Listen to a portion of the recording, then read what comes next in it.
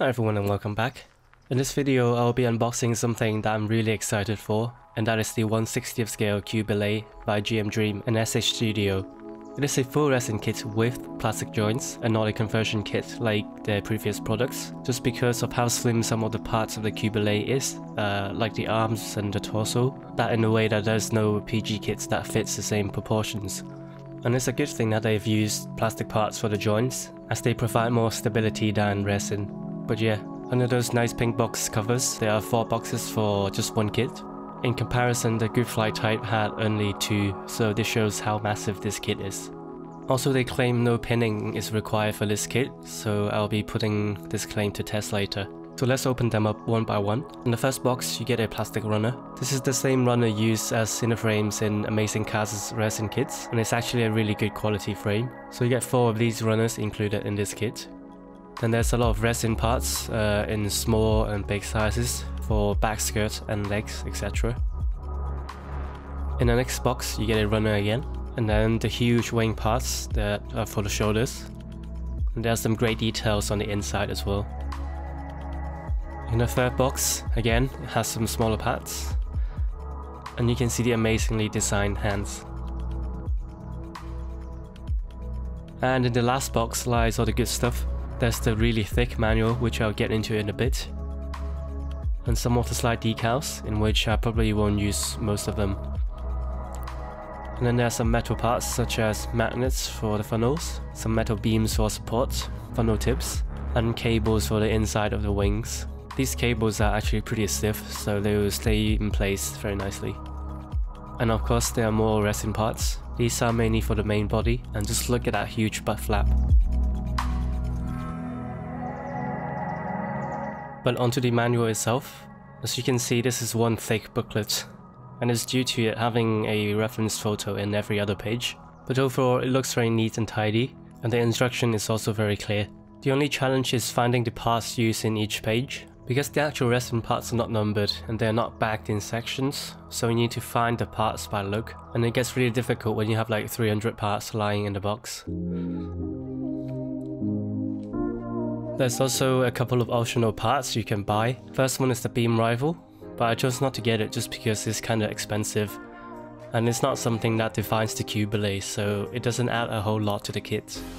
And the second one is not released yet, but they're making an action base for the Qubeley, which looks really good in my opinion, but because it will be casted in resin, the cost of it will be so high. But yeah, let's get this kit test fitted.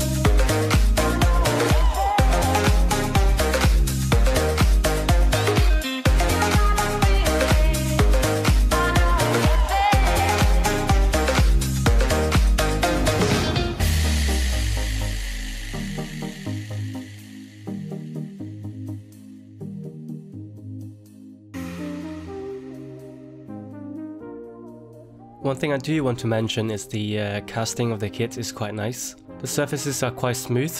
There are a couple of places with like flashes and stuff, but nothing very major. And I've only encountered one warped piece. I've also noticed there are some gaps in the eyepiece that are intentionally there for LEDs and wires, but sadly there's no space to easily house a battery.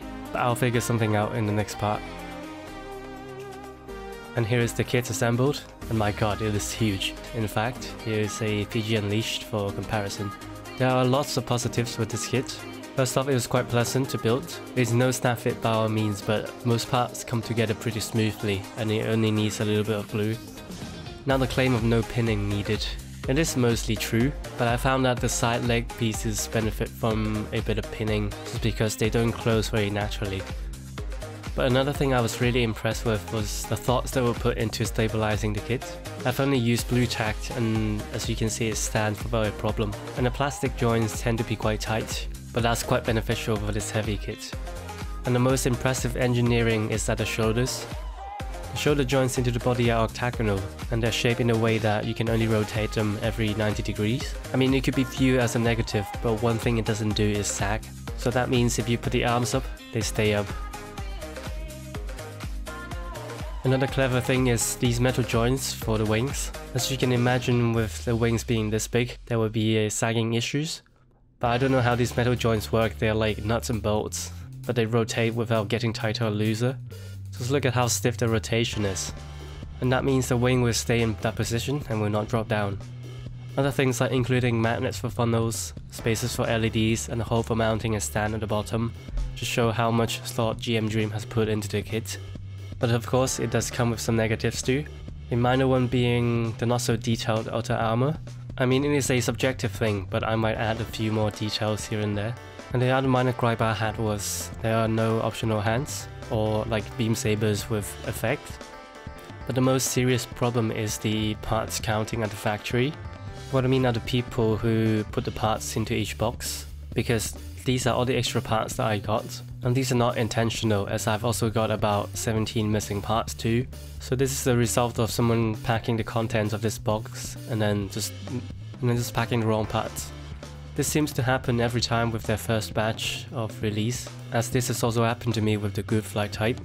All the missing parts are quite small and quite hidden away, but some of them are actually quite noticeable, especially on the arms, which have about 5 missing parts.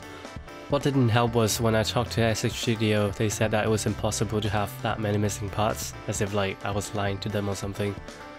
Luckily, I'm in contact with the person behind GM Dream, and he talked to SH Studio for me and sorted it out. So hopefully with the feedback, the factory is aware of the issue, and they might start hiring someone who can count.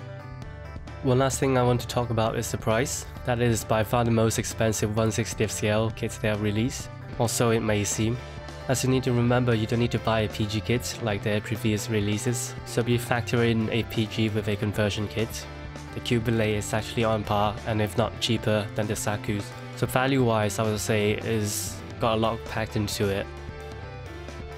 Anyway, that's about it. Just a little tease, but I'm not going for the 3 main suits colors for mine, so feel free to guess what colors I'm going with. And also feel free to like and subscribe, and stay tuned for the next video.